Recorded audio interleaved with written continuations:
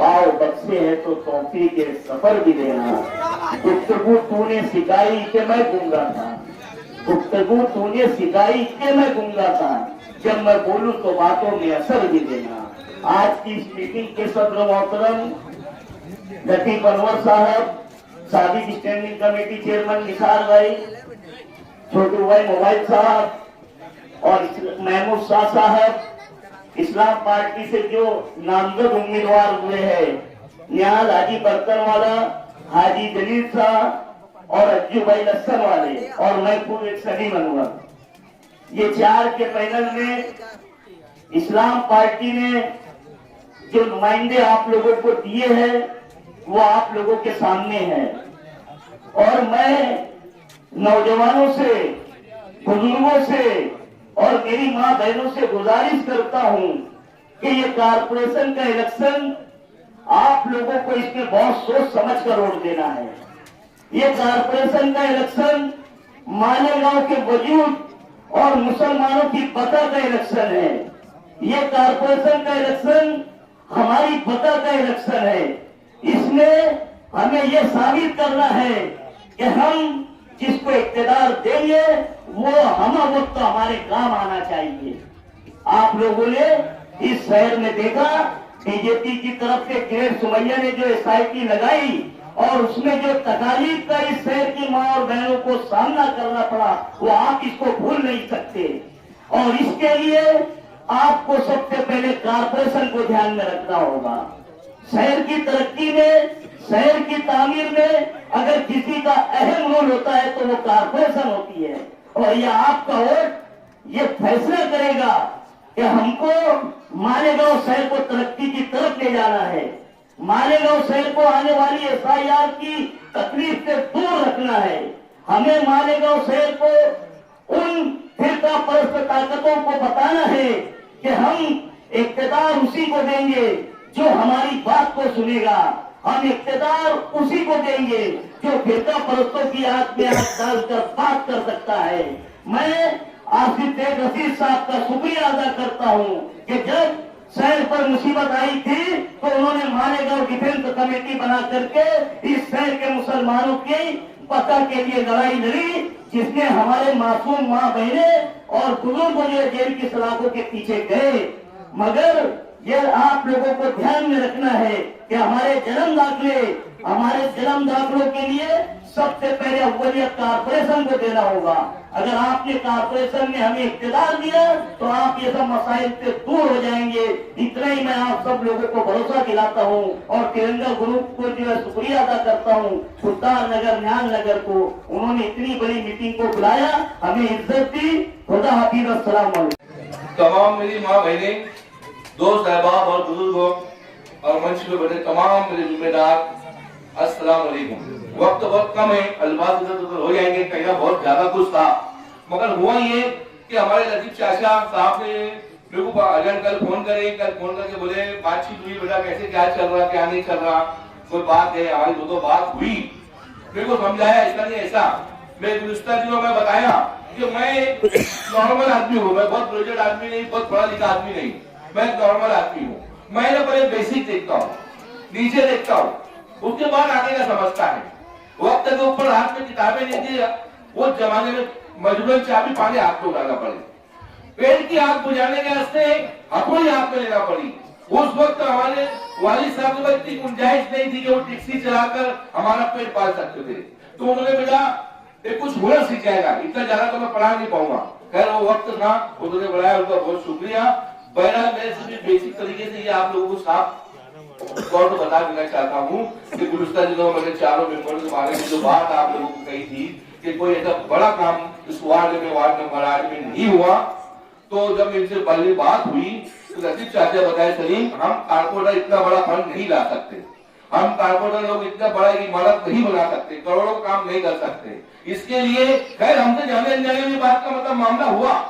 आने वाले टाइम के अंदर तुम लोग अगर हमारा साथ देंगे, हम कुछ चुनकर लाकर दिए तो हम चारों कारपोरेटर, आमदार, खासदार, राज्य, केंद्र, जितना भी फंड जहाँ से हम ला सकेंगे हम सारा फंड एक जगह जमा करेंगे और पहले स्कूल तामीर करेंगे जिसपे करोड़।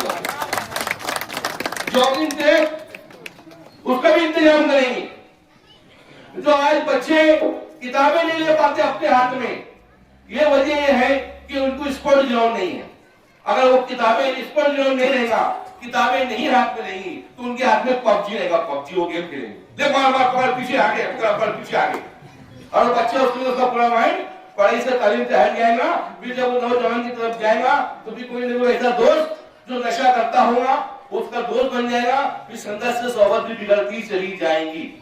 तो मेरी गुजारिश ऐसी है तमाम लोगों से, आसिफ साहब से और तमाम कारपोरेटर में बेसिक सोचने वाले आदमी हो, योगी आएगा, मोदी आएगा, ये मामले आएंगे, वो मामले आएंगे, जब देखेंगे। आज हमको साफ सफाई की बहुत जरूरत है, रोजी रोटी की बहुत जरूरत है, रोड गटरों की बहुत जरूरत है, तंग गलियां है, आने जाने के लिए रास्ते भरपूर नहीं मिलते। लोग कुछ बेशरम लोग अतिक्रमण पे अतिक्रमण बढ़ाते चले जाते। माजरत के साथ में बोल रहा हूं, तो आने जाने के लिए अपन 10 लोगों को देखते हैं, 10,000 लोग तकलीफ से गुजरते हैं। ये सारी चीजों के ऊपर अपने को भी ध्यान देने की जरूरत रहेगी आने वाले दिनों के अंदर। और जितने भी अपने वार्ड नंबर वार्ड के तमाम लोग हैं, हमारी माँ बहनें, गरीब शरीफ, इन पे कारपोरेटरों का काम है कि इनके ऊपर वो ध्यान दे। ऐसा नहीं कि इलेक्शन के टाइम में ये आए और अब तो वक्त दिया चले जाए। तो मैं साफ बोल रहा हूँ माजरत के साथ में, इन्होंने पहले जितना वक्त दिया इससे ज्यादा वक्त इन्होंने देने होना। और हर छोटा बड़ा इंसान, इनका वोटर, इनका आदमी, हर कोई मान सम्मान का मुक्का है। सबको एक नजर से लेके जाए और कौन अपना कौन पराया पहचाना जाए।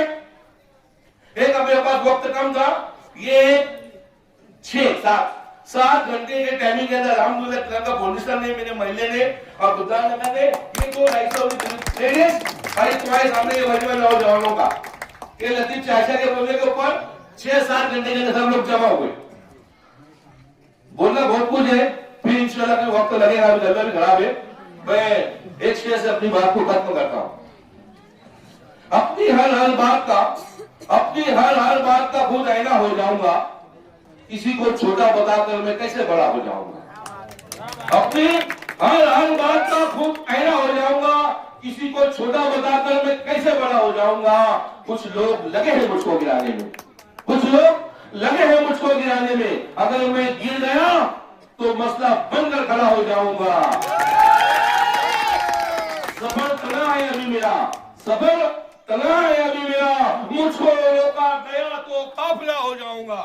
और एक बात दोस्तों, एक बात, मेरी बुद्धानगर के अंदर मैं कोई कारपोरेटर नहीं, कोई नगर सेवक नहीं, मगर अल्लाह ने इतना तसल्लीम दी है कि अच्छा बुरा काम मैं कैसे कर सकता हूँ।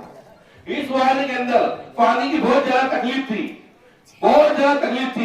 रोड की तकलीफ थी, मगर महमूद शाह साहब मेरे प्यारे मामू बीच में हमारे बीच कंबल हो गई थी, मगर मामू तो मामू है, पानी मारने से कुछ पानी में लकड़ी मारने से पानी अलग नहीं होता।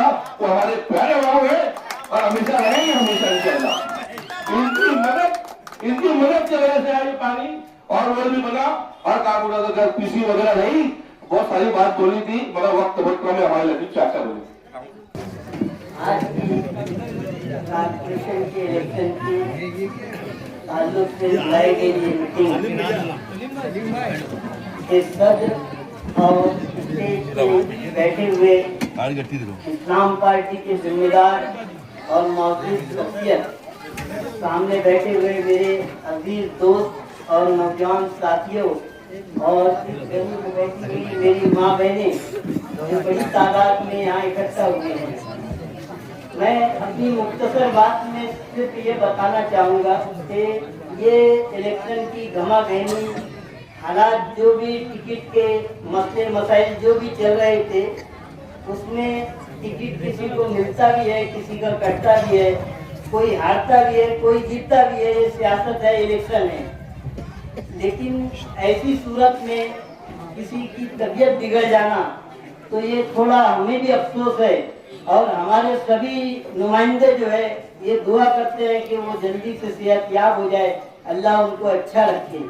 क्योंकि किसी की तबीयत अगर खराब हो तो सबको इसका दुख होता है। मुलाकात के लिए हमने भी इजाजत की, लेकिन ऐसा समझ लो कि ये इलेक्शन सिर्फ एक आदमी का नहीं है, एक सोच का नहीं है, बल्कि ये शहर की अपनी आवाम का जो यहाँ मुस्लिम नाम से मालेगांव शहर की पहचान है, इसकी बका को रखने का नाम है ये इलेक्शन में ये मजबूत उम्मीदवार और अच्छे दावेदार जो के साथ स्वभाव हर हाल में आपके काम आने वाले उम्मीदवारों को यहाँ पर नामजद किया है और आप लोगों ने भी देखा है। बाकी दूसरी पार्टियों में उनको एक फाइनल के 4 उम्मीदवार भी नहीं मिल सके, किसी के पास 3 है, किसी के पास 2 है, किसी के पास 1 है। तो ये जब वोट मांगने आएंगे तो ये आपसे 4 वोट नहीं मांगेंगे, बल्कि बोलेंगे मुझे 1 दे देना, कोई कहेगा मुझे हमारे 2 को 2 दे देना।